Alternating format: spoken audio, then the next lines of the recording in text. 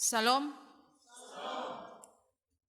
Bapak Mama, Bapak Saudara sekalian yang terkasih, kita ada di Pentakosta dan dalam kitab Kisah Para Rasul itu menyaksikan kepada kita peristiwa Pentakosta itu juga adalah peristiwa turunnya Roh Kudus yang lalu akan memampukan kita untuk dapat mengerjakan segala hal dengan baik. Tapi juga bahwa kali ini kita akan melihat bagaimana Rasul Paulus menuntun kita untuk memahami, menetapkan sebuah pilihan yang benar dalam kehidupan kita, sehingga kita akan mampu menyaksikan tentang kehendak Tuhan.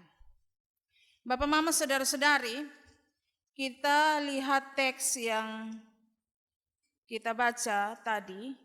Teks yang kita baca ini ada di antara teks sebelumnya di Galatia 5 ayat yang pertama dan juga seterusnya itu tentang kemerdekaan Kristen ya. Teks itu berbicara mengingatkan status dari murid-murid Yesus sebagai orang yang telah dimerdekakan dari dosa yang menyesatkan atau juga yang membinasakan.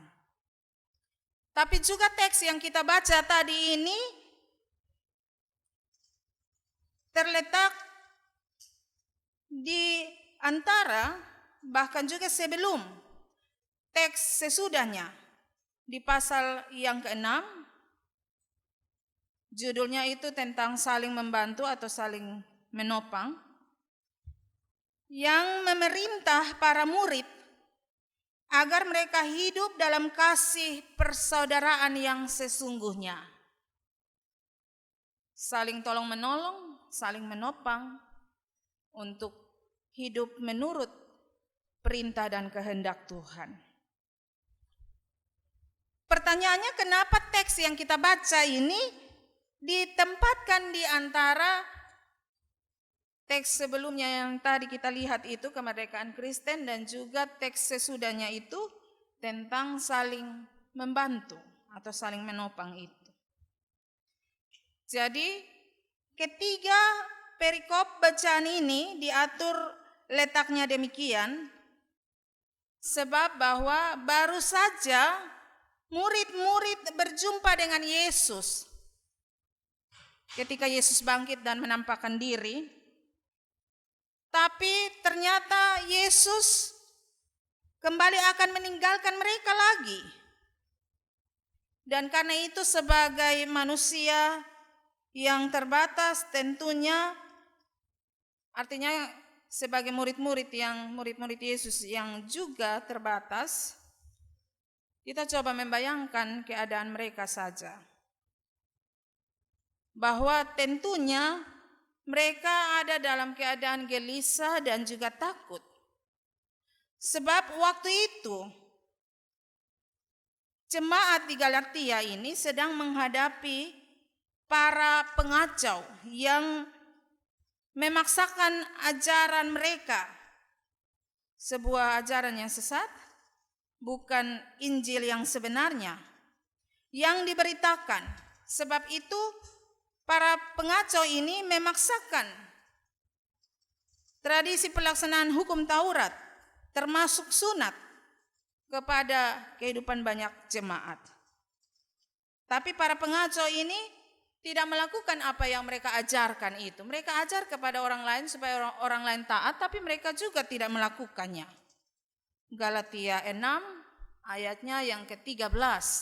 Di situ dibilang bahwa para pengacau ini hanya bisa mengajar, tapi apa yang mereka ajarkan itu tidak kemudian dilaksanakan dalam kehidupan mereka.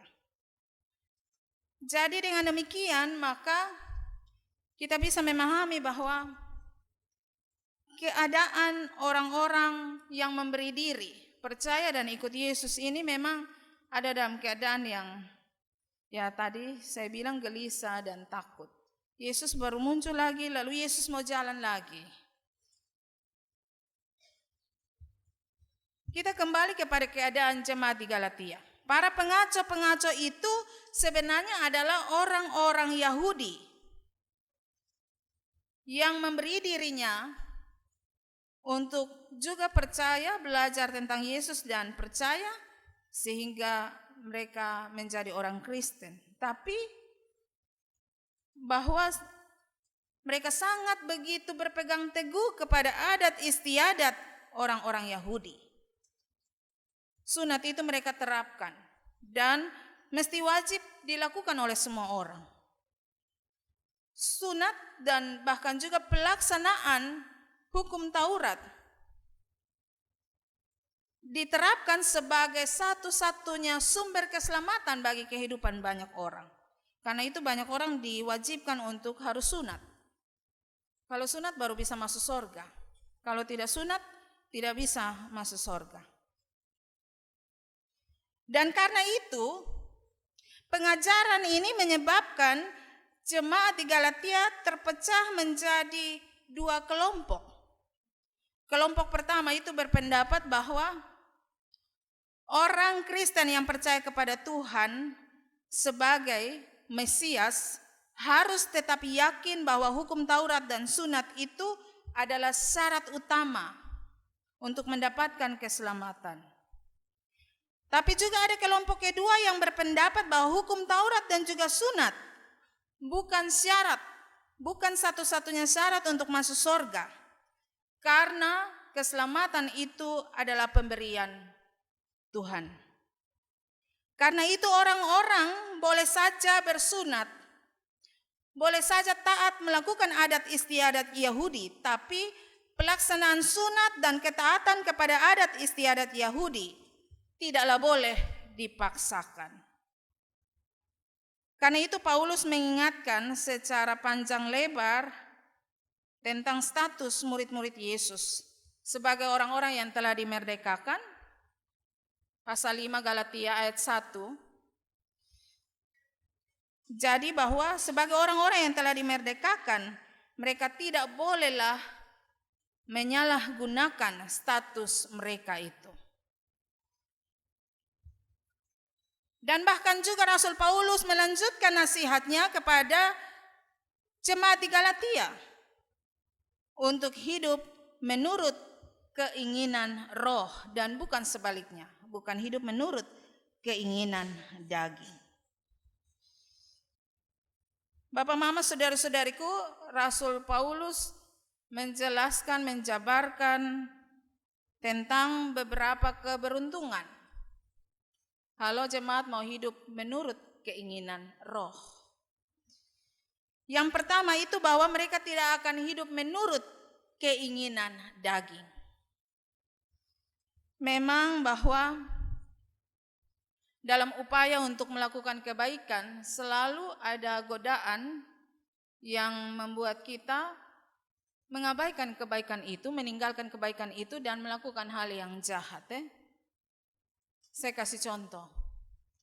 Misalnya kita adalah orang-orang yang tiap hari berupaya melakukan kebaikan, tapi katakanlah tiba-tiba orang yang selama ini selalu kita bantu, kita tolong dengan kebaikan-kebaikan kita, tiba-tiba dia datang dan dia marah-marah sambil maki-maki, sudah begitu menunjuk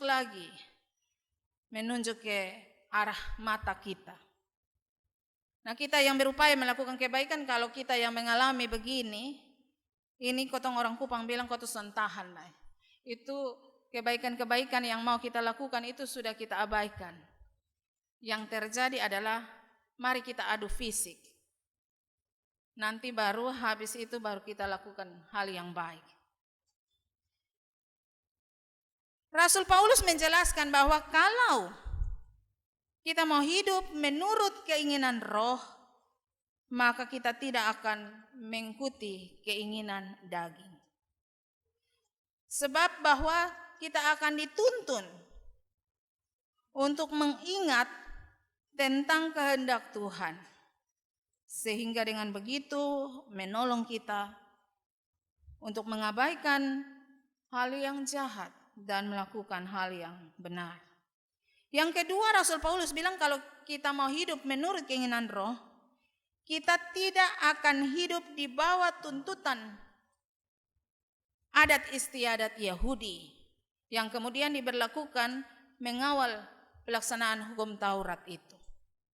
Jadi seolah-olah orang yang melakukan kehendak Tuhan merasa terintimidasi untuk harus selalu mengikuti kehendak orang-orang yang menyampaikan seluruh aturan adat istiadat yang mengawal pelaksanaan kehendak Tuhan dalam hukum Taurat itu.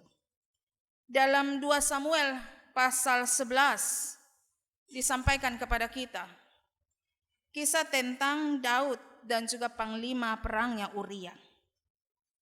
Jadi bahwa kalau kita mau hidup menurut keinginan roh, kita tidak hidup di bawah paksaan. Bahkan juga kita tidak kemudian terancam untuk harus menaati adat istiadat Yahudi. Kita tidak hidup dalam intimidasi. 2 Samuel pasal 11 itu pernah menceritakan tentang intimidasi yang dilakukan oleh Raja Daud kepada panglima perangnya. Dia sengaja tempatkan di panglima di barisan yang paling depan ketika perang terjadi, dan akhirnya panglima perang mati dan istri dari panglima perang itu dinikahi oleh Raja Daud. Rasul Paulus mengingatkan kepada kita, kalau kita mau hidup menurut keinginan roh, kita tidak akan melakukan berbagai intimidasi kepada orang lain. Kita tidak akan memaksa atau mengancam atau melakukan teror sehingga orang akan hidup menurut kehendak kita. Begitu juga sebaliknya, kalau kita mau hidup menurut keinginan roh, Roh Allah itu akan menuntun kita mengenal dengan sungguh apa yang benar dan tepat, sehingga kita tidak merasa selalu dipaksa untuk mesti melakukan hal yang benar atau bahkan juga hal yang jahat sekalipun. Kita akan bisa memilih bahwa yang benarlah yang mesti kita lakukan. Rasul Paulus juga menyampaikan bahwa kalau kita mau hidup menurut keinginan roh, kita akan mendapatkan bahagian dalam kerajaan Allah. Sebab roh akan membantu kita menyaksikan tentang kehendak kerajaan Allah.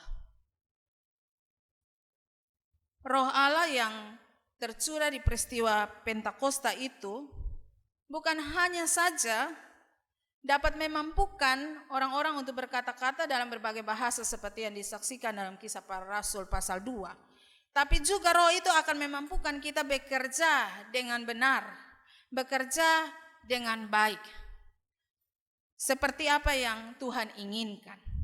Jadi dengan demikian jelas bagi kita bahwa kalau ketika kita bisa bekerja dengan benar, dengan baik seperti apa yang Tuhan inginkan, maka kita jangan merasa seolah-olah kita belum dituntun oleh Roh Kudus.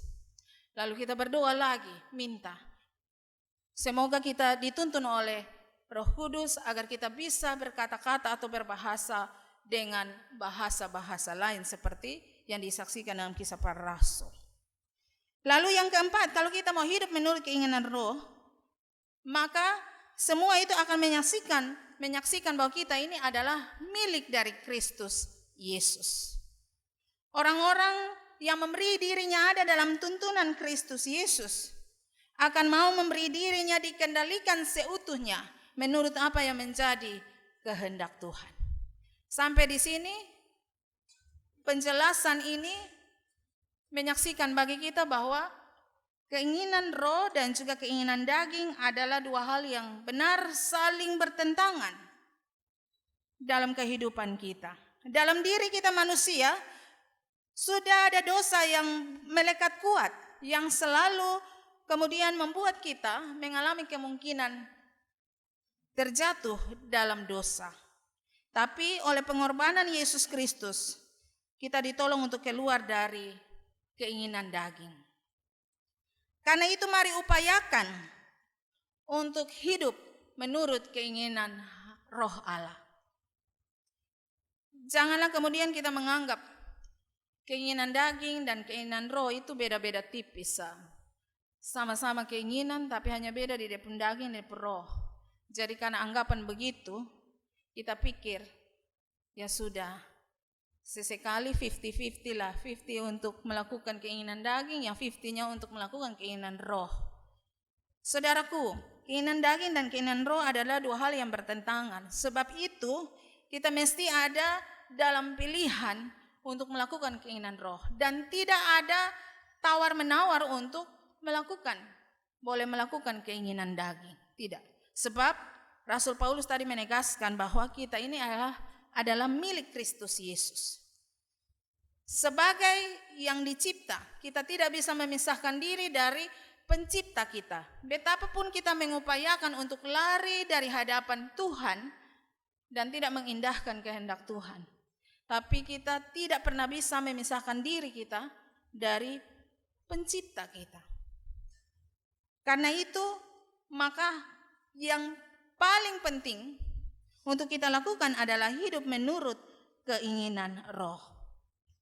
Saudara-saudara, memang bahwa dalam kehidupan jemaat di Galatia, mereka diperhadapkan dengan pilihan yang amat sangat sulit. Sebab itu Rasul Paulus kemudian mengingatkan mereka tentang status mereka sebagai milik Kristus. Berhadapan dengan kenyataan ini, Bapak Mama, saudara-saudariku, Paulus mengajak jemaat di Galatia dan kita semua untuk berjuang, berusaha, bekerja keras, melatih diri, dan berdoa. Tekun untuk menghidupi kehendak Tuhan. Kita akan dibawa menikmati keberuntungan jika kita mau hidup menurut kehendak Tuhan. Kita akan bukan hanya saja memahami apa yang menjadi kehendak Tuhan, tapi kita akan mampu menolong orang lain untuk hidup melakukan kehendak Tuhan. Di pasal 6, setelah bacaan kita ini, ada tugas yang Tuhan sampaikan. Bagi kita sekalian, bukan hanya jemaat Galatia. Mereka punya tugas itu saling menopang satu terhadap yang lain, supaya juga yang lain dapat hidup menaati kehendak Tuhan. Jadi mereka tidak boleh hanya memikirkan diri mereka sendiri saja, tapi mereka juga harus mengingat orang lain sesama mereka, sehingga semua mereka dapat hidup taat kepada Tuhan. Sebab pekerjaan Roh Kudus itu adalah pekerjaan yang, karena peristiwa Pentakosta itu gereja itu hadir. Karena itu pekerjaan Roh Kudus itu adalah pekerjaan yang membangun, bahkan menolong kita berbuah yang baik dan menjadi kesaksian tentang kebaikan Tuhan. Saudaraku, ingatlah bahwa kita ini milik Kristus. Karena itu jangan bilang bahwa sekali lagi kita bisa hidup dalam keinginan daging dan juga dalam keinginan roh. Dalam kebiasaan kita biasanya kita bilang begini, saya punya hati ini baik, meskipun saya punya mulut ini biasanya suka maki-maki. Kalau kita memahami bahwa kita ini milik Kristus, kita tidak hidup dalam keputusan sikap yang berbeda. Hati beda, mulutnya beda. Mulutnya suka maki, tapi katanya hatinya baik. Kalau seseorang memiliki keputusan untuk selalu memiliki hati yang baik dalam tuntunan Roh Kudus, maka itu semua akan terpancar dari perkataan yang ia ucapkan. Karena itu dari sini kita belajar, yang pertama itu bahwa pekerjaan Roh Kudus itu adalah menuntun kita untuk bertumbuh dan berkembang dengan baik. Rasul Paulus menggunakan istilah buah-buah roh dalam bacaan kita ini untuk menjelaskan tentang pekerjaan Roh Kudus. Pekerjaan Roh Kudus itu adalah bukan hanya saja menyertai, tapi juga mengajar, memberi bagi kita pengertian, memampukan kita untuk selalu mengingat kehendak Tuhan, bahkan juga menaati dalam kehidupan kita setiap saat. Sebab itu saudara-saudaraku, tekunlah untuk memberi diri senantiasa melakukan yang baik. Lalu juga bahwa yang kedua, orang yang hidup dituntun oleh Roh Kudus maka tentunya hidupnya akan dapat menghadirkan tanda-tanda kerajaan Allah, bahkan pada setiap apa yang ia kerjakan. Beri diri untuk dituntun oleh Roh Kudus senantiasa, agar kita ditolong mengikis keinginan daging kita yang kemudian bisa saja membinasakan kita. Rasul Paulus menulis ada sekitar belasan ya keinginan daging. Dan keinginan daging ini adalah keinginan-keinginan yang memang membinasakan kita. Jadi tugas kita haruslah mengontrol semua itu, sehingga keinginan daging itu tidak kemudian lebih menonjol daripada kehendak Tuhan. Roh Kudus telah diberikan bagi kita untuk menolong kita hidup menurut kehendak Allah. Tekunlah hidup dalam keinginan roh, agar kita mampu bersaksi di kehidupan ini. Tuhan memberkati kita. Amin.